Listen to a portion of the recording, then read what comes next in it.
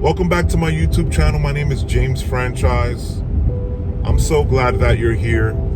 I'm gonna be attempting at starting a new series. One of the things that I love to do is help as many people as I can. I feel, as much as I feel called to create this heavy worship, I feel equally as called to helping as many people as I can.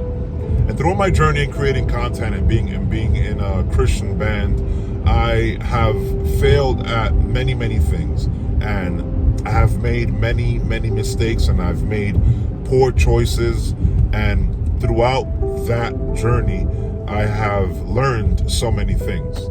And I believe that if you have an idea, if you have an idea in your heart and God has put something in your heart to create, especially if it's to bring him glory, I believe that anyone has what it takes. I believe anybody has what it takes to be successful and even to make money off of what God has put in your heart. And there'll be people that will tell you like, oh no, you should not worry about money when creating Christian content or being in a Christian band. And I highly disagree with that. Simple fact is that it takes money to move around, to do different things and different projects that you want to do. It takes money. So if you want to be excellent at what you do and reach as many people as you need to reach, you're going to need money.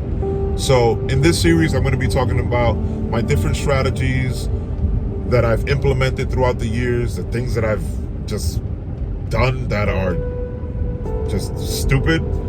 And I'm going to talk about common misconceptions in creating content, creating Christian content, and being in a Christian band. And hopefully I can teach you these things and show you these things and share a piece of my mind so that you don't have to go through the same mistakes that I did. And you don't have to fail at the same things that I failed at.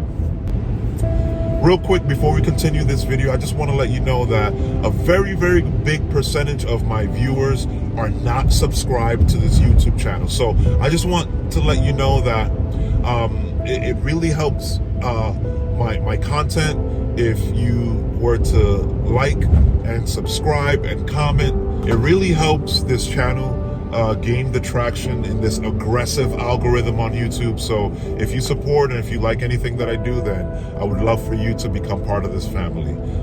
Thank you, and right back to the video. So in this video, we're going to be talking about 3 things that I wish I knew before starting a Christian band. One of the things that I wish that I knew before starting a Christian band is to let go of my sense of entitlement. I wish that I, at an early age, as a young adult, would have let go of this toxic self-entitlement. It's something that I see very common in the Christian rock and metal community. And it's basically, as a young man, I thought to myself, man, I am creating this unique Christian rock idea, and I don't understand why everyone in the Christian metal community doesn't flock to this content, and especially locally. Like, I had a problem that the people in my church, that there was just a small percentage of people that really supported what I did, and I struggled with that so many years, and even at times I struggle with that now, and I question myself, like, man, why aren't my closest friends diehard James Franchise fans, and why isn't my wife a diehard James Franchise fan? And the truth of the matter is that the people in the Christian community don't owe you anything. And I used to struggle with the fact that, like, why aren't these top Christian metal promoters promoting my stuff? And I used to get angry, and I even had to just like ask forgiveness to some of these promoters. And I can openly say that at one point or another, I was toxic towards For the Rock promotions and Kingdom Core promotions. Like I was toxic, and I was nasty to them in a very passive aggressive way, and to the point where one of the gentlemen called me out on my BS, and I had to take a step back and just really like assess what I was doing. And I had to humbly apologize to these guys. And I still, I have lessons to be learned on this. And in my immature mental state, I was acting like an idiot. I'm not gonna lie to you. And that's one of the things where I wish that early on I would just release that sense of entitlement, and I think it would have helped me grow as a Christian creator and being in a Christian band. That leads me to the second thing that I wish I knew before starting a Christian band. The second thing that I wish I knew was that you have to be good at your craft to be successful. Now, yes, there's rare occasions where people are just trash and people become successful, but for the most part, and this is the general rule, like you have to practice. You have to put effort into your music. You have to that you can't take any shortcuts as a musician, and that's really, really important. I understand that people have lives and people have things going on, but you got to practice, and you have to be good. You have to be excellent. And there's a mentality where, yeah, if you do things spirit-filled, God is going to bless you. Like, yes, to a certain extent, that's true. But you got to do your part too. You got to practice. You got to make time to work on your craft. There are many bands. There are many Christian bands that suck, and they think that, because I'm a Christian band, why aren't people supporting me? It could be that you're just not good. You're just not good at music. And there was a point in time where I wasn't good at music, and there were some covers that I cringe when I listen to, because I think to myself, man, if I would have taken more time to work on this music, the cover would have came out better. The third thing that I wish I knew before starting a Christian band: there should be no shortcuts in the production process of your music. Now, what does that mean?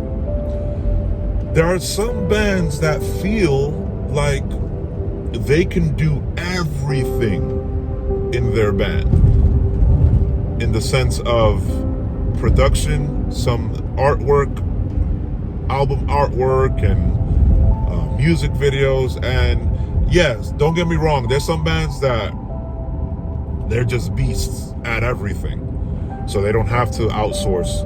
But that's not the case for most bands, and that wasn't the case for me.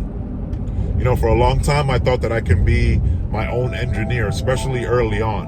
And I used to send like these garbage tracks to the producers that I was working with. And I'm so thankful for Ben Dixon, because Ben Dixon used to take these horrible, like, I'm talking about like guitars tracked terribly, vocals tracked terribly, things not labeled. And Ben Dixon, being the amazing producer that he is, he's just turned my garbage stuff into somewhat like half decent mixes.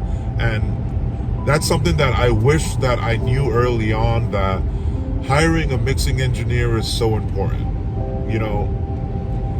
And bands, if you're out there and you're listening to this, it's okay to hire a mixing engineer. It's okay to hire a producer. It's okay to hire someone, or just have someone on the outside looking into your music to just, as an outside opinion. That's okay. And those are the three things that I wish that I knew before starting a Christian band. Hopefully these things help you as much as they helped me. Thank you so much for watching this. This is something different that I'm trying. This is weird. Like, I'm in my car. Sometimes I drive to work, and this is when I get to talk to God, and I think about most things. So yeah, I'm gonna be trying this, and I'm glad that you're here on this journey. So if you like anything that you heard in this video, if anything in this video resonated with you and it helped you in any way, then I would love for you to become part of the James Franchise family and subscribing to this YouTube channel, liking this video and commenting. Let me know what are some things that you wish you knew before you started your band, or just let me know your story in general. Thank you so much. Love you guys. Peace out. See you in the next video.